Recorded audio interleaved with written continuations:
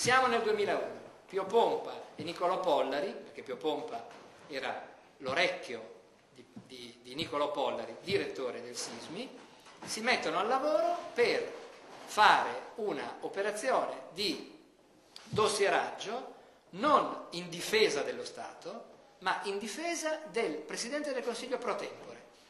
Ogni opposizione politica contro Berlusconi era considerata attacco al cuore dello Stato, e questo è un reato, cioè è la fuoriuscita da parte del Sismi dei suoi compiti di istituto.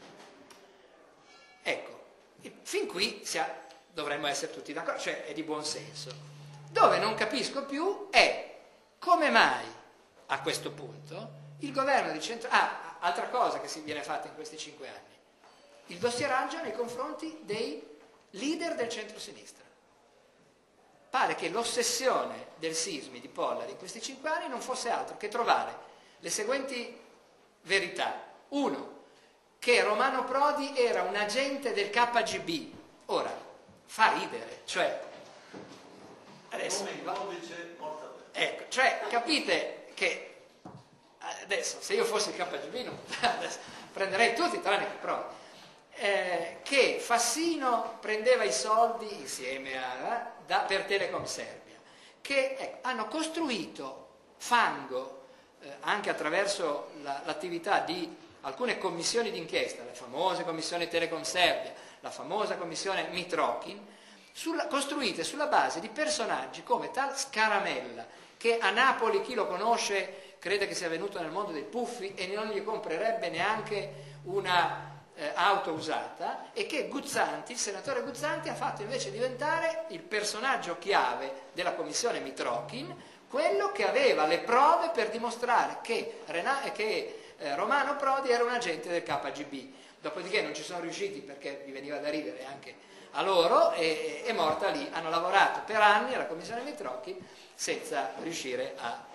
La commissione Telecom Serbia hanno preso un altro personaggio simile a Scaramella, che non veniva dai puffi, ma veniva dall'ortomercato di Brescia, cioè uno scaricatore dell'ortomercato di Brescia, che si faceva in giro, diceva di essere conte, e che aveva documenti misteriosi passati dal sottobosco dei servizi segreti, secondo cui l'operazione Telecom Serbia, cioè la vendita l'acquisto di Telecom Serbia da parte di Telecom Italia, pessima operazione, ammetto, dal punto di vista imprenditoriale e politico, perché dava una mano a Milosevic che francamente era meglio non dargli, ma punto, finito lì.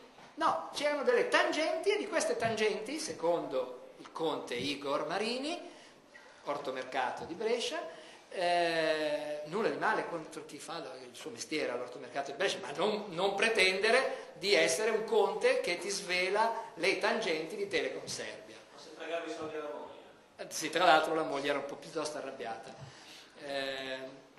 Ecco, capite, fango per anni è stato frullato dalle commissioni parlamentari Telecom Serbia e Mitrokin, alimentate dai servizi segreti e da Pollari, perché ormai diciamolo, è inutile stare a fare circonlocuzioni, fango gettato in faccia a Prodi, a D'Alema, a Fassino.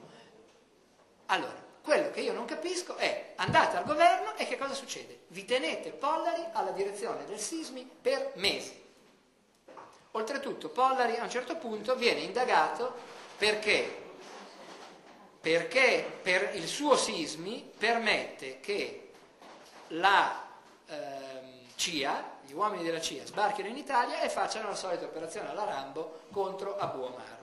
Ora, Abu Omar, sapete, no? Imam di Milano, probabilmente terrorista islamico, o comunque collegato al network. Io non difendo Abu Omar.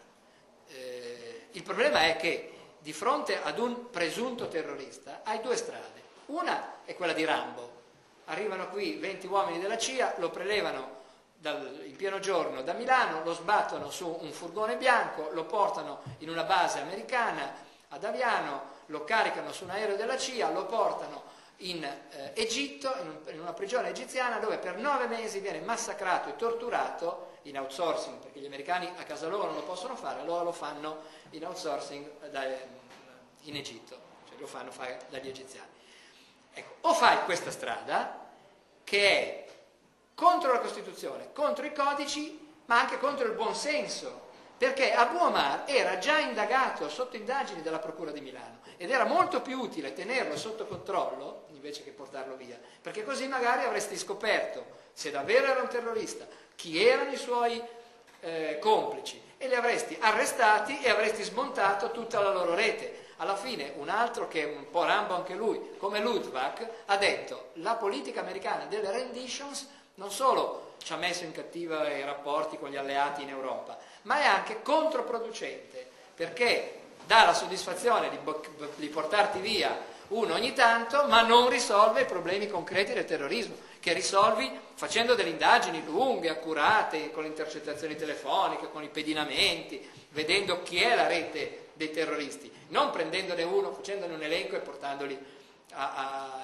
farsi torturare di qua o di là. Quindi anche controproducente, e lo dice uno degli stessi sostenitori di Bush, come Luttwak. Allora, va bene, fin qui ci siamo.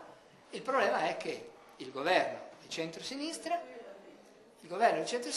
va al governo e, uno, si tiene Pollari per mesi, due, quando finalmente toglie Pollari dalla direzione del Sismi, tanto lo fa insieme agli altri, cambiando tutti gli altri apparati, tutti gli altri direttori, in modo tale che non sembri, per carità, una destituzione, ma un normale avvicendamento. E poi lo mette alla Corte dei Conti. Oggi abbiamo saputo che non è consigliere di Palazzo Chigi. Gliel'avevano promesso, ma poi non gliel'hanno fatto, l'hanno imbrogliato. Perché c'era un comunicato di Palazzo Chigi che diceva il generale Pollari sarà consigliere a disposizione della Presidenza del Consiglio. Cioè uno così lo fai consigliere del Presidente del Consiglio? Ecco, però l'hanno messo al Consiglio di Stato. Ora, io mi chiedo, perché una cosa del genere? Cioè, qual è? Allora, c'è un capitolo del libro che io chiamo Sindrome di Stoccolma, perché i casi sono due: o il governo di centrosinistra è malato di sindrome di Stoccolma, sapete, è quella che prende certi prigionieri che si innamorano del loro carceriere. Ecco, questo è. Cioè uno che ti ha dossierato per anni, che ha costruito falsi dossier, che ha inventato fango per te per anni, su di te per anni, tu lo tieni. Non solo, ma nel momento in cui la Procura di Milano e il giudice delle indagini preliminari di Milano fanno un'indagine sul rapimento a Abu Omar, perché dicono siamo in un paese, in uno stato di diritto, ora qui non valgono le regole dell'anonima sarda, cioè non si può prendere uno, rapirlo e portarlo via. Se lo vuoi, se è un terrorista, lo indaghi, ma dentro le regole che valgono per tutti.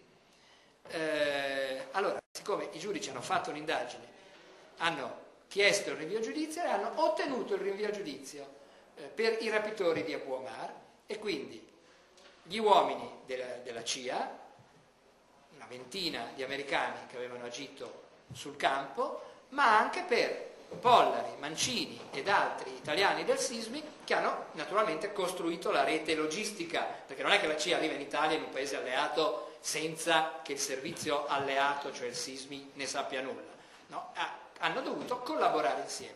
E allora questo si chiama concorso in sequestro di persona, un reato molto grave che nessun segreto di Stato può coprire, perché il segreto di Stato copre molte cose, ma non può coprire i reati contro le persone, quindi l'omicidio, la strage, ma anche il sequestro di persona non sono copribili dal segreto di Stato. Che cosa fa il governo Prodi? Mette il segreto di Stato.